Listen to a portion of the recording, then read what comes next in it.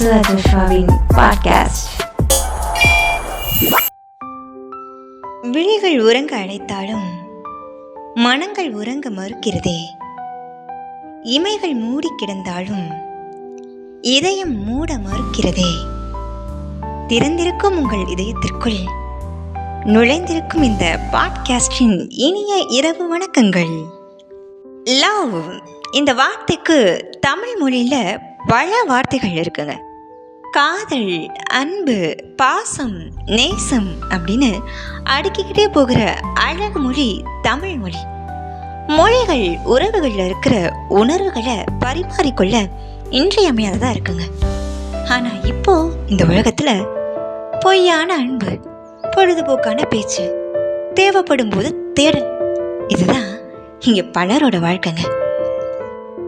ஒரு புதுமண தம்பதி அவங்க ஒரு ஜூக்கு போகிறாங்க. ஒரு பெரிய கூண்டில் குரங்குகள் நிறையா இருந்துச்சுங்க. எல்லாம் ஜோடி ஜோடியாக விளையாடிக்கிட்டு இருந்துச்சுங்க. அதில் ஒரு ஆண் குரங்கு தன் பெண் குரங்குக்கு பூக்களை பிச்சு கொடுத்துச்சுங்க. அதை அழகாக வாங்கி கொண்டு முத்தங்கள் கொடுத்தது பெண் குரங்கு. அந்த புதுமண தம்பதி அதை பார்த்து ரசிச்சுக்கிட்டு இருந்தாங்க. மனைவி கணவர்கிட்ட சொன்னாங்க, இந்த குரங்குகள் எவ்வளவு காதலோட ரொமான்டிக்காக வாழுதுங்க அப்படின்னு சொன்னாங்க. அடுத்த கூண்டுக்கு போனாங்க. ஒரு பெரிய ஆண் சிங்கமும் கூண்டு ஓரத்தில் படுத்து கிடந்துச்சுங்க. இன்னொரு மூலையில் அதோட துணை பெண் சிங்கம் உட்கார்ந்து இருந்துச்சுங்க.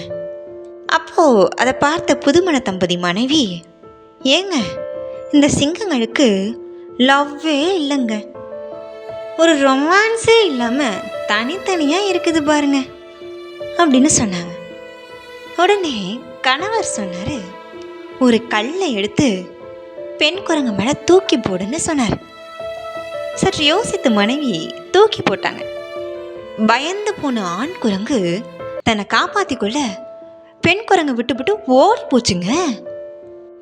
அதே மாதிரி ஒரு கல்லை சிங்கம் இருக்கிற கூண்டில் போடுன்னு சொன்னார். அந்த மனைவி பயந்து கொண்டே தூக்கி போட்டாங்க. படுத்திருந்த சிங்கம் பெரிய உருமலோட ஓடி வந்தது அந்த பெண் சிங்கத்தை காப்பாற்று. அந்த கணவர் கேட்டாரு மனைவிடம், இப்ப சொல்ல யார்கிட்ட உண்மையான அன்பு இருக்குன்னு. புரிந்து கொண்ட மனைவி அமைதியானாள்.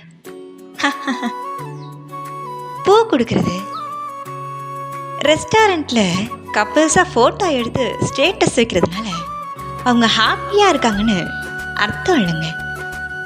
பூ கொடுக்கறது, ஃபோட்டோ ஸ்டேட்டஸ் வைக்கிறது மட்டும் உண்மையான அன்பை நிர்ணயிக்காதுங்க.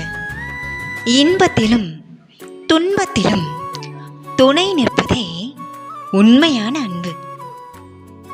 அந்த உண்மையான அன்பை ஒருத்தர்கிட்ட பார்த்துங்க.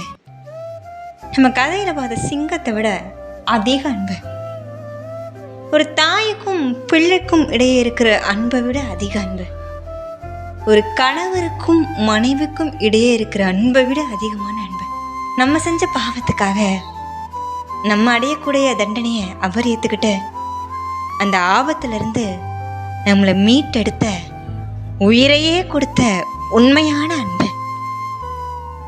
யோவான் 15ஆம் அதிகாரம் 13ஆம் வசனம், ஒருவன் தன் சிநேகிதருக்காக தன் ஜீவனை கொடுக்கிற அன்பிலும் அதிகமான அன்பு ஒருவரிடத்திலும் இல்லை. ஏசப்பா உங்களை சிநேகிதரை காட்டிலும் நேசிக்கிறாருங்க. மீண்டும் அடுத்த வாரம் சந்திக்கலாம். உடல்கள் சாயட்டும் படுக்கையில், நேசித்த நினைவுகள் மனதில் ஓடட்டும் விடியும் வரையில். இரவு வணக்கம். அமர செய்யும் உன் கை